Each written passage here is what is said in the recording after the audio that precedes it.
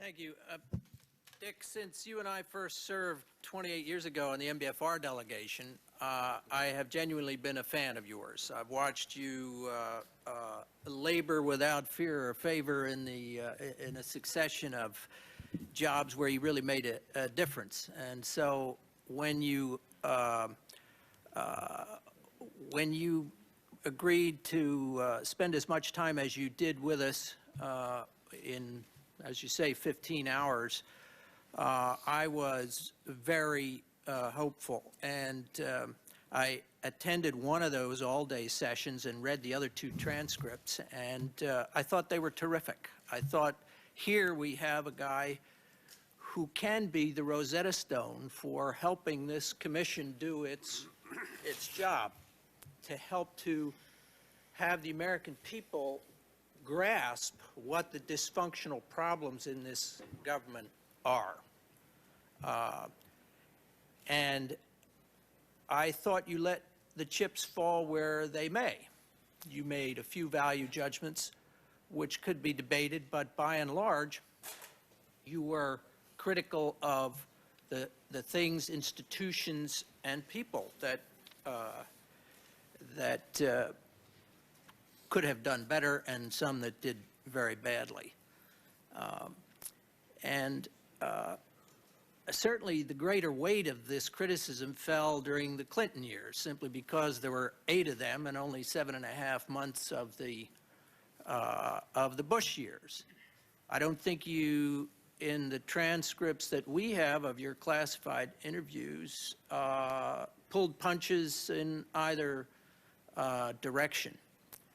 And frankly, a lot of my questioning this past 2 days has been drawn from some of the things that you articulated so well during the Clinton years, particularly because they stretched from the first, as you pointed out, attempt by Saddam to assassinate President Bush 41 right up through the end of the administration. But now we have the book. And I've published books, and I must say I am green with envy at the promotion department of your publisher. I never got Jim Thompson to stand before 50 photographers reading your book.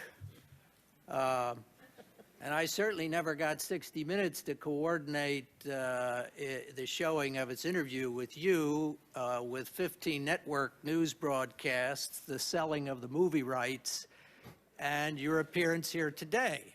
So I would say bravo. Until I started reading those press reports.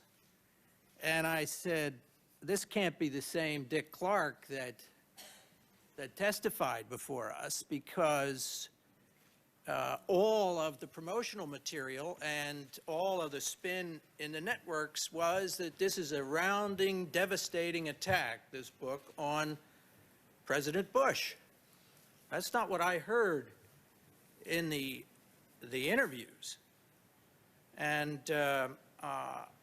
I hope you're going to tell me, as you apologize to the families for all of us who were involved in national security, that this tremendous difference, and not just in nuance, but in what it is you choose to, the stories you choose to tell, is really the result of your editors and your promoters rather than your studied judgment, because it is so different from the whole thrust of your testimony to us.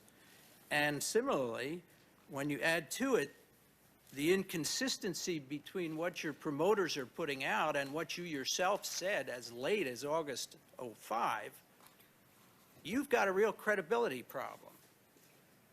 And because of my real genuine long-term admiration for you, I hope you'll resolve that credibility problem, because I'd hate to see you become totally shoved to one side during a presidential campaign as an active partisan selling a book. Thank you, John. Let me talk about partisanship here, since you raise it.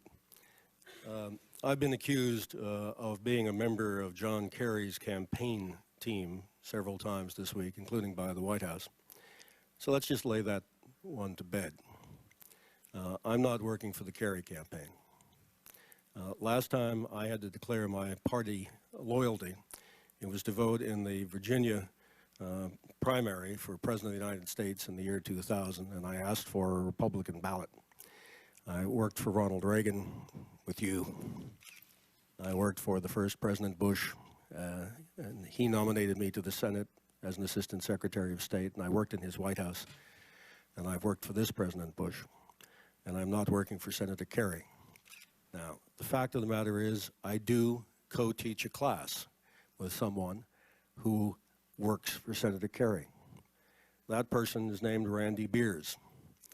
Randy Beers and I have worked together in the federal government, in the White House, in the State Department for 25 years. Randy Beers worked in the White House for Ronald Reagan. Randy Beers worked in the White House for the first President Bush, and Randy Beers worked in the White House for the second President Bush. And just because he is now working for Senator Kerry, I am not going to disassociate myself from one of my best friends and someone who I greatly respect and have worked with for 25 years. And yes, I will admit I co-teach a class at the Harvard University and the Georgetown University with Mr. Beers. That, I don't think, makes me a member of the Kerry campaign. The White House has said that my book is an audition for a high-level position in the Kerry campaign. So let me say here, as I am under oath, that I will not accept any position in the Kerry administration, should there be one. On the record, under oath.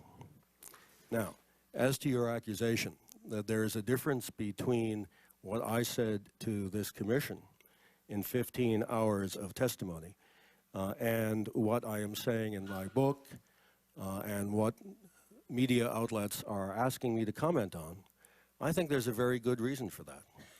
In the 15 hours of testimony, no one asked me what I thought about the president's invasion of Iraq. And the reason I am strident in my criticism of the President of the United States is because by invading Iraq, something I was not asked about by the Commission, but something I chose to write about a lot in the book, by invading Iraq, the President of the United States has greatly undermined the war on terrorism.